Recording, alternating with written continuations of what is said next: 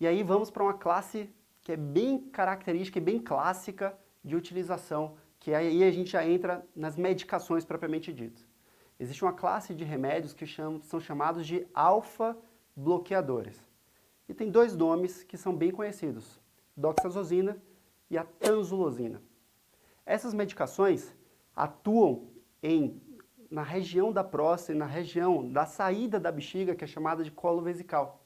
Ela faz um relaxamento dessa região. É como se, imagine que a próstata seria um pãozinho e atuasse na casca do pãozinho, fazendo um relaxamento dessa casca. O canal do xixi, que passa no meio da próstata, vai ficar um pouco mais alargado simplesmente porque a próstata se esparrama. Então fica um pouco mais aberta. Não muda o tamanho da próstata, o tamanho continua o mesmo, mas a passagem fica um pouco melhor. É uma medicação que tem efeito de ação rápida.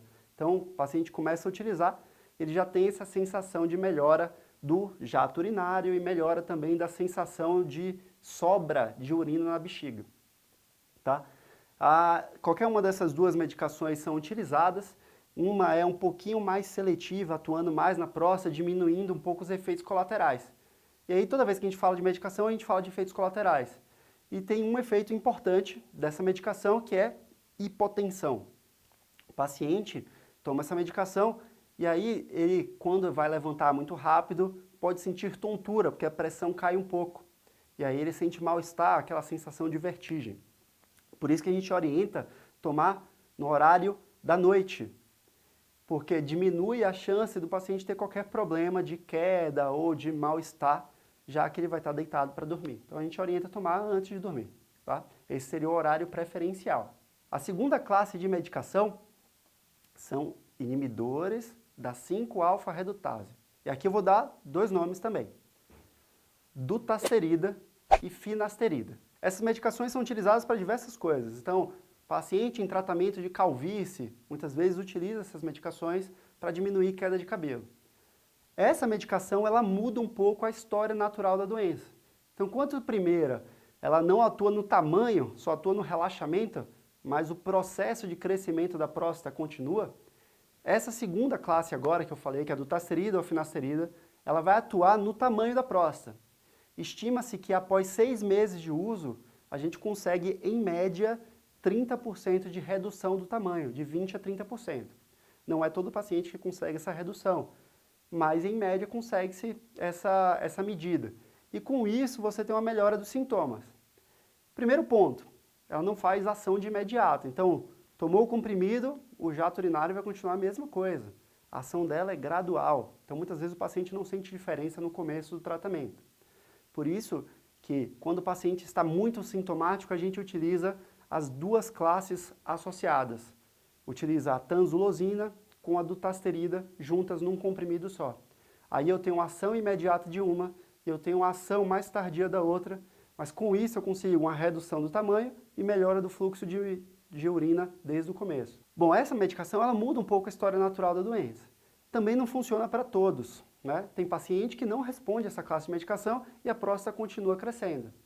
E aí sim a gente vai pensar em alternativas cirúrgicas, que tem diversas, e a gente vai conversar aqui no canal depois. Mas uma coisa que precisa ser falado são os efeitos colaterais associados a essa segunda classe de medicação. Tanto a dutasterida quanto a finasterida, elas podem dar diminuição do desejo sexual, do libido, e também diminuição da qualidade da ereção, justamente por causa disso. Elas são medicações que atuam modulando a resposta da testosterona na próstata. O crescimento da próstata acaba sendo induzido pela testosterona. E essa medicação vai atuar modulando um pouco isso. Então, infelizmente, acaba tendo uma redução de libido em uma porcentagem dos pacientes. Em torno de 10% dos pacientes tem esse efeito colateral. Aí temos que pesar risco-benefício e a preferência do paciente. E tem uma terceira medicação, que a gente conversou no último papo de boteco, como medicação para ereção, que é a tadalafila.